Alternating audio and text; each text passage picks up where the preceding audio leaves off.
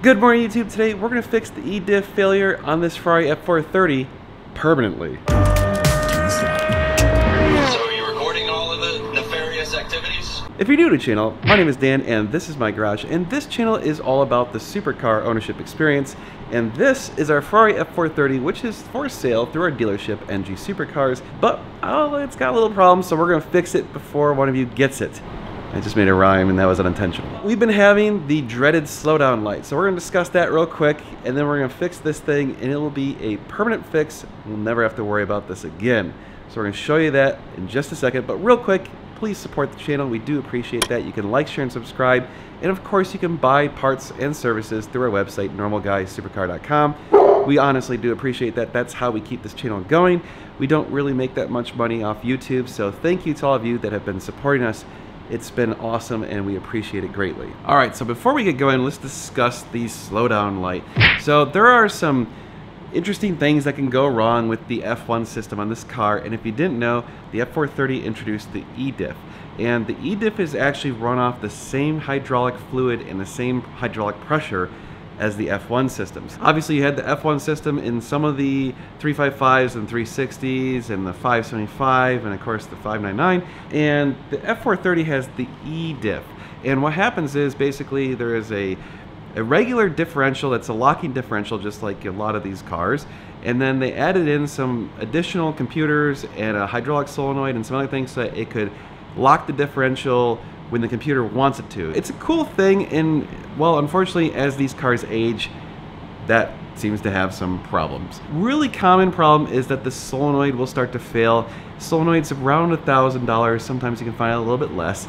It's a pretty easy fix, but in our situation, we're not 100% sure it is the solenoid. It might be, it might not be. We already replaced the accumulator. Honestly, at this point, I'm just kind of wanting to try this because I read a lot about it. I know it's a permanent fix, and I think this is something that you guys would want to see, and whoever's going to buy this car is going to appreciate the fact that it's going to be set up this way. First, real quick, how do we know that it's the E-diff failure? Well, again, we're getting the slowdown light. So there's actually two slowdown lights that happen on the F430. There is the red slowdown light, which means that your catalysts are too hot. The catalytic converters have gotten too hot, or there's something going wrong with that system. The other one is an amber slowdown light. So if you get the amber slowdown light, it's usually accompanied with the F1 little gearbox light, which is that weird little red light with the thing that looks like that. It's hard to describe. It doesn't make any sense. But if you get the amber slowdown light with the F1 light, it's the E-diff.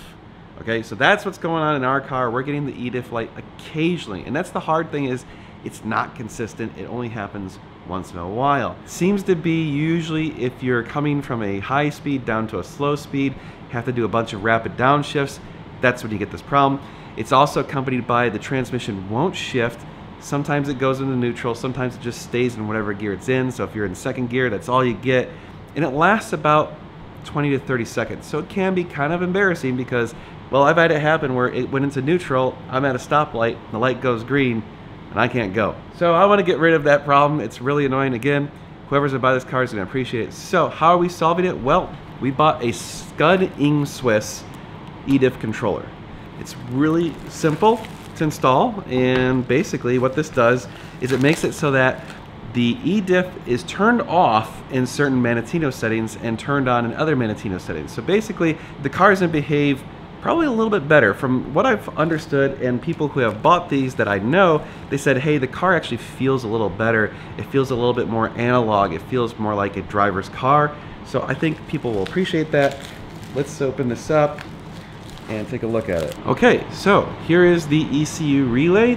Basically, it is literally just plug it in and that's it. Super easy to install, plug it in and we rock and roll. Also, it comes with the remote control so that we can actually change the settings if we want. We can make it so that the computer controls it, or we can make it so that it's 100% disabled. Also, this is a lot cheaper than replacing the solenoid. So in my opinion, if you're starting to get this failure, it might be worth considering. And there's a lot of people that say it's better to disable it if your E-diff's getting old and starting to have problems anyway, because what happens is apparently some of the friction materials can wear out and then those materials will start going into the hydraulic system. Then it could eventually end up in the actuators for the F1 system, and now you're talking about like an $8,000 problem as opposed to like a $1,000 problem. I kind of see the value in this. You can actually get these where it's 100% disabled all the time. If you do that, you can actually then block off the hydraulic line so it's 100% removed from the system. If you're converting these cars into a manual, so you know that's a big thing right now, obviously I'm involved with that. If you're converting a Ferrari F430 into a manual, you still have to have the F1 system, or at least the F1 pump and the accumulator, to provide hydraulic pressure to the E-diff. But if you bought one of these, you could 100% remove the F1 system, all of it. So if I was going to convert one of these cars into a manual, that's what I would do. I would buy one of these, disable the E-diff entirely, get rid of the hydraulic system entirely, and save that weight and save that headache, because now I have one less thing to maintain, one less thing to worry about. I think it's going to be a more reliable car. Let's install this, and then that's it. Yeah, we'll just install it real quick. Okay, to install this thing, first thing that we have to do is get access to the panel behind the driver's seat. Whoop. Alright, so the E-diff ECU is in this little panel, so let's get it unscrewed. We'll pop it off and plug in our controller. Okay, with that little panel removed, you can see right there is our E-diff controller, and if you're concerned whether or not it's the E-diff controller, it actually says E-diff, so it makes it pretty easy. So this is the plug that we need to deal with, so we're going to unplug that and basically do our little bypass. There you go, that's it. I have the original plug plugged into this port, and then the little pigtail plugged into where that port was, and as soon as I plugged it in, a little blue light started flashing. I'm assuming that means it's active. So let's tuck it in there, put everything back together, and make sure it starts up. Panels back in, so that's it. This is literally like a 2-minute install, so any of you should be able to do this. Alright YouTube, we got the controller in there. Let's take it out for a drive and make sure it works. Alright YouTube, we're gonna try out this thing, so we're gonna start it up. Okay, so a few things to point out. First of all, the controller by default on the regular F430 disables the E-diff in Sport, Race, and CST off. If you're in wet or snow, the E-diff will still be enabled. What we're gonna do is we're just gonna kind of drive around a little bit, and it seems to only happen once it gets hot. I don't know if we're gonna be able to simulate this very easily. Like I said, it was very sporadic. Like it only happened once or twice on a 45-minute drive, so it wasn't like it was happening all the time. I suspect that means basically it was starting to fail and it wasn't completely hosed at this point. We'll drive it around for a little while and make sure that nothing happens, that we don't get any slowdown lights, and then we can basically say it's good. Let's see. Alright, so I put it into the wet mode. We'll see what happens. See if maybe the E-diff will fail on us. I'm going to shift it a bunch because that seems to sometimes help. That was interesting. I already could tell it was kind of having a hard time keeping F1 pressure because that one shift was kind of terrible. Oh yeah, look at that. That shift was terrible too.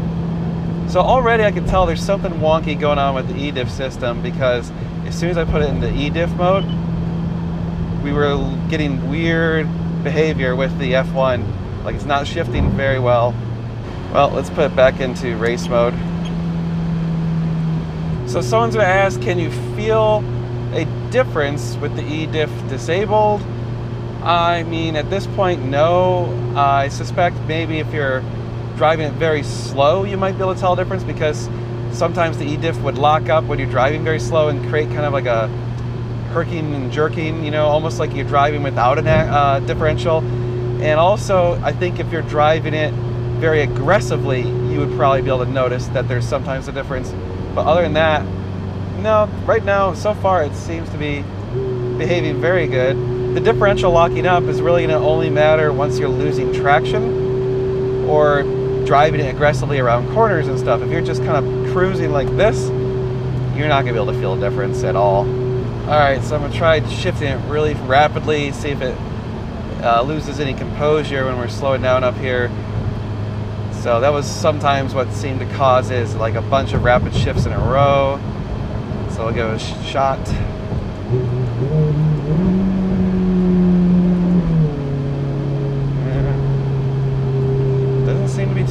confused by it.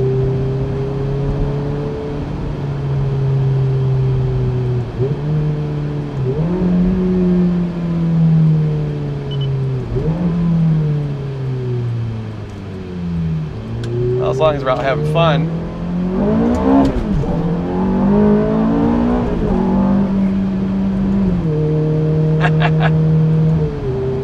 Spun the tires a little bit there.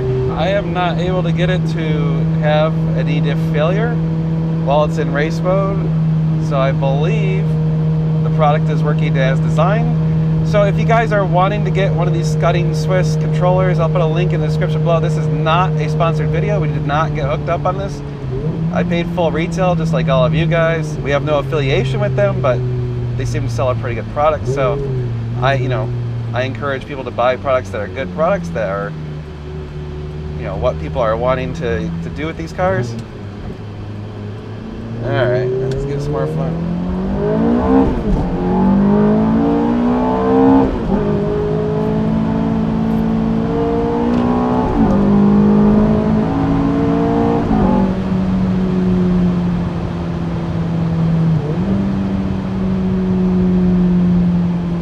Alright YouTube, so we drove it around, did not get any e-diff failures, but again, ours is pretty sporadic because I don't think it's in very bad condition.